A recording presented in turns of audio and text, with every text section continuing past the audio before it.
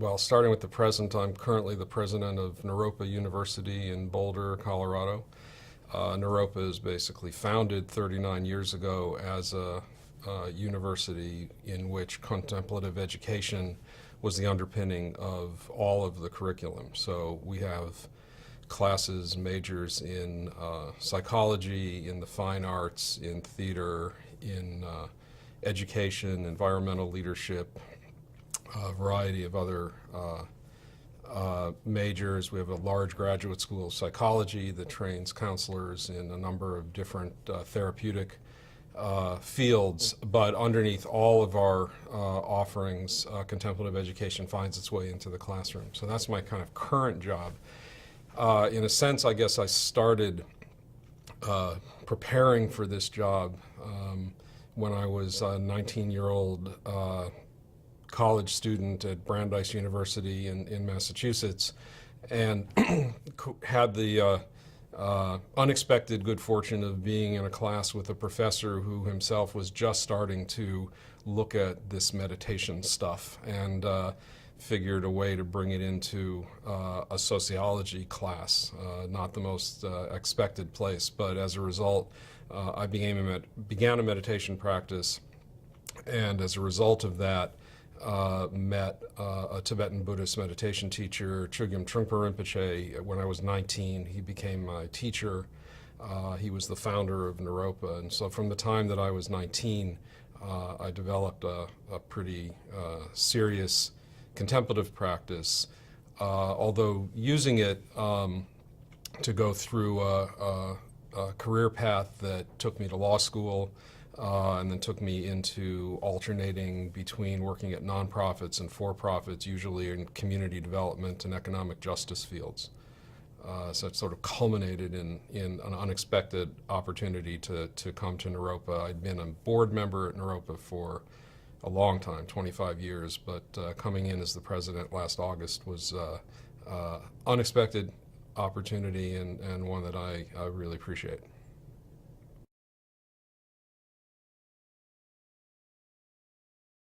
Well, it's a good question. I sort of come from, my family life is a little, it's sort of all about contemplative practice. My wife is a Buddhist meditation teacher, so it's kind of her day job is to be a meditator and a contemplative teacher. So in a sense, that has defined our personal relationship. We have two adult daughters, both of whom actually are Naropa alums. One in fine arts and the other in early childhood education, and they have kind of grown up in we have basically a household that has contemplative practitioners is not immune from the sort of normal chaos and dramas of any other family and any other household. There was nothing all that special about it, except that in our house we always had a meditation room as well as a guest room and a den, and meditation practice became kind of a part of what we did, but it didn't particularly mean that it fixed the normal problems that any family would go through.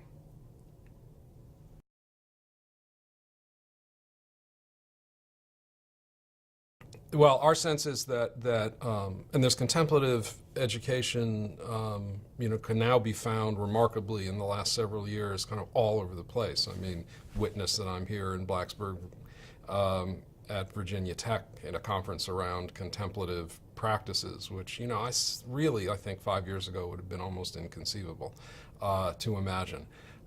So Naropa in that sense is not alone. I think what does happen at Naropa, and which has happened for almost 40 years, is that I think we're the first and maybe still the only university that was founded as a university where contemplative education actually defined who we were. It defined the curriculum. It was something that each of the faculty worked with in all of their classes. So whether or not they're teaching an environmental studies course, or whether they're teaching a dance and theater course, or whether they're teaching early childhood or elementary education, contemplative education, contemplative practice is not a course, it's not a department. It is something which the faculty puts tremendous effort into making sure is brought into every course in every department. And it is not always so simple. Obviously, we have a strong religious studies program, not so hard to figure out how to bring contemplative practice into a religious studies classroom. It's not nearly as easy to figure out how to bring it into a classroom of people learning how to be preschool teachers or how to become environmental activists or environmental scientists or something like that. And so that's the place that I think our faculty has uniquely provided some real fresh thinking to the broader field. And I think that as we see contemplative education finding its way into other more traditional Western, if you will, based universities, a lot of that I think comes from the work that over 40 years has taken place at Naropa and in Boulder. I hope there's value because we're charging students a lot of tuition to come to Naropa, so I think so. Our sense is that in order to, I think many people go to the university with the kind of ideal of being some kind of an agent of change, wanting to change the world for the better, and I think that's one of the sort of founding principles of Western higher education, which I think is very important. It's kind of training people to be good citizens, if you will, and to figure out how to make a difference in the world. I think from our perspective, in order to develop that level of skill and develop that level of the kind of knowledge that's needed in order to make a difference in the world, every individual student has to develop a certain kind of internal wisdom as well, and that the best way to ensure that you will be helpful in the world and not a nuisance is to know that you've developed yourself as a student as a full human being. And from our perspective, one of the ways to ensure that you develop that kind of full humanness is to have your own ability to look at your mind, to look at your own way of being in the world. Somebody mentioned at one of the sessions yesterday asking the question, am I living well? I think those kinds of questions are very important, and from our perspective, part of the way in which you develop an understanding of how to answer those questions is through some contemplative practice. Now, in our case, that can be a variety of different practices. Naropa is founded by a Tibetan Buddhist teacher, but it's non-sectarian. We have lots and lots of non-Buddhists, both students, faculty, and staff, and so it is not a Buddhist university in that sense. But we certainly offer people the opportunity to learn meditation practice.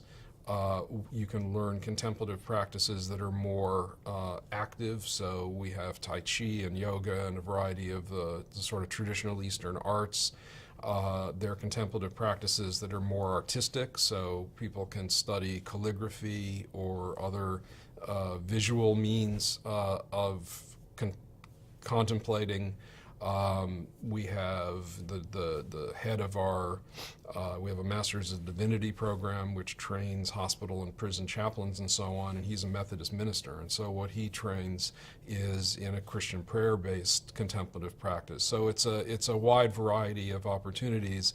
The kind of common thread is that it's an opportunity for people to develop a personal discipline, to gain some deeper insight into who they are as human beings before they take the step out and actually decide that they're ready to actually help others. Before you want to help others, you want to have a better understanding of who you are as a person.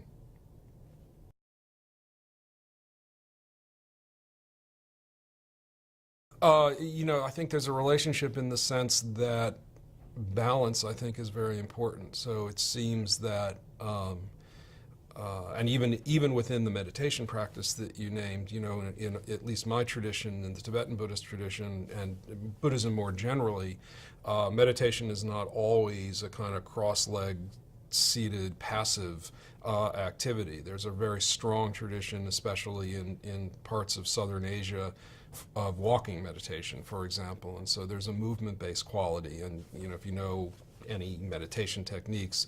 Sitting meditation, very often you use the breath as the kind of centering point of attention. With walking meditation, you use the actual rising and falling of your legs and feet, and so you kind of transfer the attention to the body as opposed to the mind. And so the balance, I think, is very important. The flip side, I think, is that from I think our perspective, yoga practice is a good example. Yoga practice can be physical exercise, and that's not bad. It creates a kind of a physical health, flexibility, strength, etc.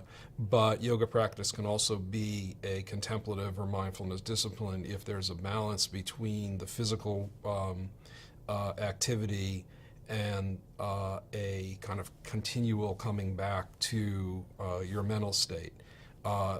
It's an imbalance, I think. If the yoga practitioner kind of rushes in after a 10-hour day, never really settles their mind, does a bunch of postures, and rushes out again, frankly, they might as well have been lifting weights or doing anything else. There's all kinds of things that one could have done.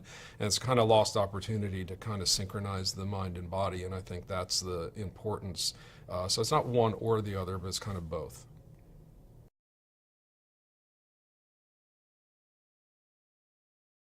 I think that language is important. So, some people hesitate to use the word meditation and want to use mindfulness. I mean, there's all these issues around the messaging. But in terms of how pervasive contemplative practice is now in our society, it's frankly moving as fast as technology is moving. And so,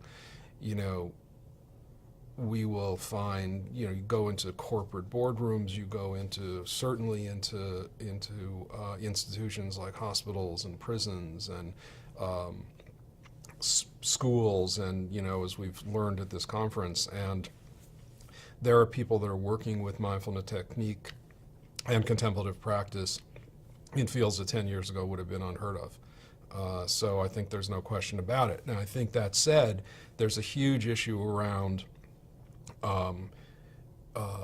concern about making sure that whoever is training in these practices is genuine, that they themselves were properly trained.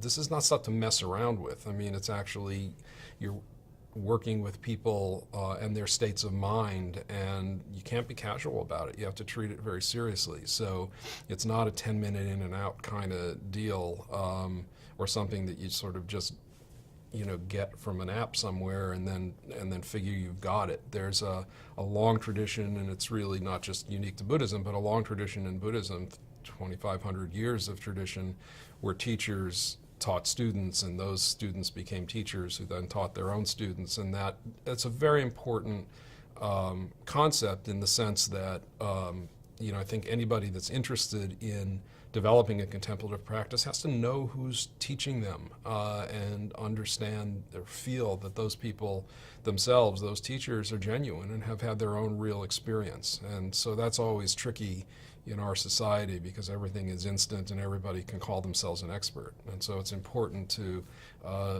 be a little bit questioning before you dive in too deeply, and make sure that the person you're working with or the books you're reading, feel like they're really genuine.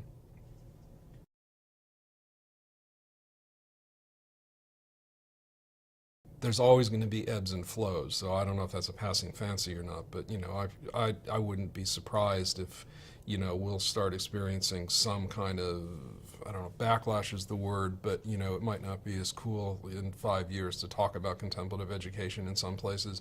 My sense is that mindfulness practice is so powerful and kind of meaningful to people individually that it's hard to imagine that it's not kind of becoming, in a sense, more part of our DNA as a Western society. So I guess I'm confident that it's going to be around for a while to come.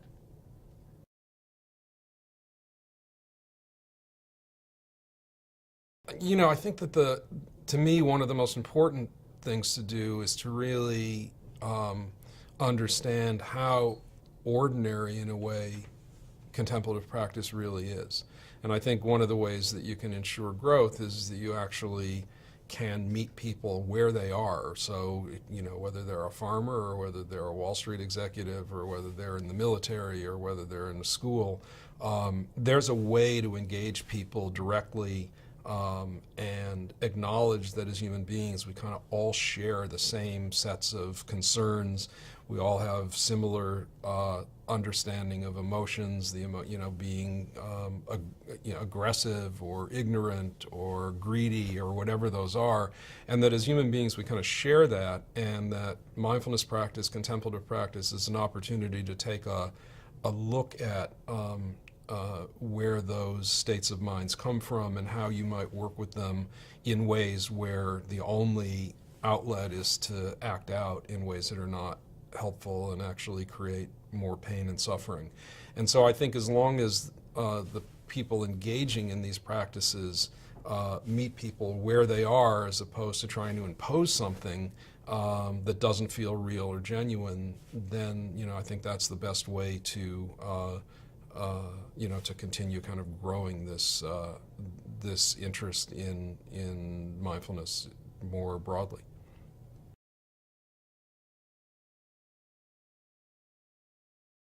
Well, I want to express appreciation, I think, for Doug Linder and all the students that put this conference together. It's important, I think, generally to have these conversations across the country, and I think that the fact that a lot of people were willing to travel from a lot of different places around to come here and share, I think is a testament to the fact that something really resonated about the the sort of vision for this conference, and I think it's a very important one, and I hope that